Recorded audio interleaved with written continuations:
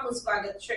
સમાચારમાં વાત કરીએ તો વિદ્યાર્થીઓને યોગ્ય માર્ગદર્શન મળી રહે તે હેતુસર યુકોન ઓવરસીઝ દ્વારા કેરિયર કાઉન્સેલિંગ એક્સપોનું આયોજન કરાયું। યુકોન ઓવરસીઝ દ્વારા કેરિયર કાઉન્સેલિંગ એક્સપોનું આયોજન કરાયું હતું, જેમાં હજારો વિદ્યાર્થીઓ અને વાલીઓએ ભાગ લીધો હતો।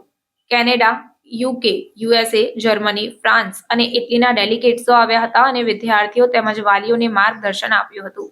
આ ઉપરાંત જે વિદ્યાર્થીઓ મેડિકલ ક્ષેત્રે તેઓની કારકિર્દી ઘડવા માંગતા હોય અને MBBS કરવા માંગતા હોય તેમના માટે વિશેષ રશિયા, જોર્જિયા, ઇટલી અને કઝાકિસ્તાનથી યુનિવર્સિટીના ડેલિગેટ્સ આવ્યા હતા અને તેઓએ માર્ગદર્શન પૂરું પાડ્યું હતું।